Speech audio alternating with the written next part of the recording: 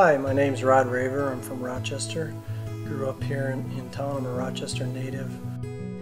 55 years old, attended Kellogg Junior High and then on to John Marshall. At an early age, I really excelled in athletics, in particular track and field. And as a senior at John Marshall, I excelled in the high jump and went on to break the state record and athletic scholarships, and then had goals of Olympics and actually qualified in '76. But that came to an end from a motorcycle accident and sent my world in a tailspin. I no longer had anything.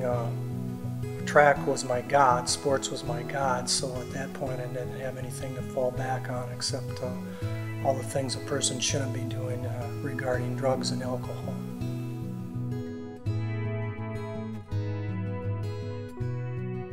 And I continued in the lifestyle till '85, and at that point I was so sick of it and really thinking, what's it all about? What's life all about? And in that time period, that year, my grandma was dying, and my father asked me if I would fly out to visit her. She had this peace that I couldn't understand, still talking about the love of the Lord and going home to be with the Lord, and I was so messed up at that time, I couldn't, it started making me think, but I couldn't understand how anybody who was dying had this much peace about him and still had this love in him for other people. I said to myself, I can't take it anymore. I don't know what to do. If you're real, I need help. I don't care what my friends think. That's the first thing I said, is I don't care anymore what my friends think. Jesus, something clicked in me, and I says, Lord, I believe you're real. I believe it's real. I need help. That was my sinner's prayer. I need help.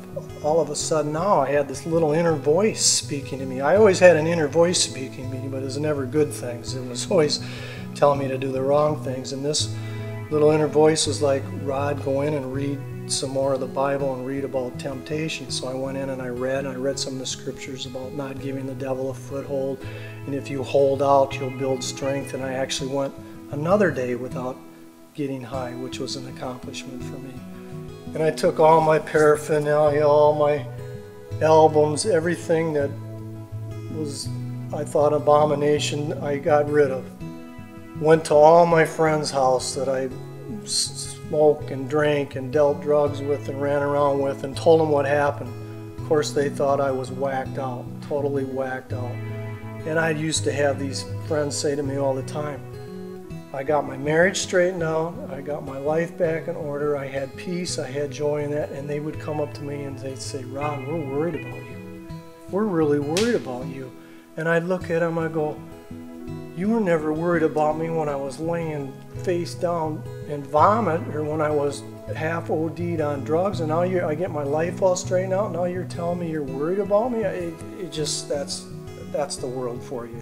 They see things totally different. So I prayed for a church. I drove down 18th and saw Assembly of God, because I used to watch a lot of TV, and a lot of the evangelists were Assembly of God evangelists. I looked for the church. I pulled in the parking lot. That's when O.E. Carter was here at the time. I pulled in and I stood in the sanctuary. No one's here. It was a daytime, and I says, Lord, is this where you go? I'm going to go to church. And I had an acknowledgement, and I've been going here ever since. So I would ask that if there's anybody that needs help, would come to the pastor, ask them, and if there's anybody wanted to ever chat with me about any issues or any problems, I'd be willing to sit down and over a cup of coffee and talk to you about it.